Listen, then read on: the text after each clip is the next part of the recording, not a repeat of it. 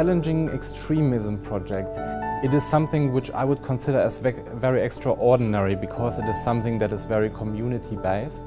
EdVenture Partners and the US State Department invited us to create counter-narratives to violent extremism. So what we did is we did a lot of research behind what they're doing to actually recruit people, and we wanted to do the opposite. You know, I think the project is a global challenge to give young people an opportunity to be part of the solution rather than just part of the problem. And I think that's one of the biggest issues that we face with countering violent extremism.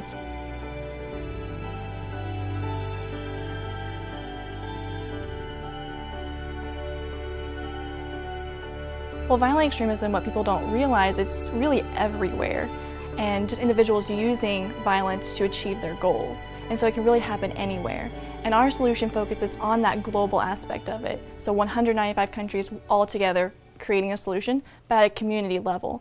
When I used to hear countering violence, I would think military force or in a governmental way to counter violence. But throughout this project, our research has led us to all these different options that are, far more efficient. And so through education and, again, social media outreach to counter their messages, we've created a different kind of program. And so, yeah, the definition has definitely changed for me since the beginning.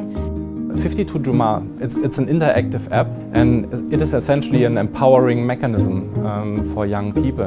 A mechanism that increases social identity of young people. It increases the community resilience of Muslim communities in particular. It gives users another option, by giving them prophetic messages as well as self-fulfilling challenges that they can compete in, and links Muslim people to other Muslim people. I worked with the Want movement, and the Want movement stands for We Are Not Them. I like that word because it kind of represents so many different things that we have. It's like we want direction, or we want understanding, we want guidance, we want integration, we want community.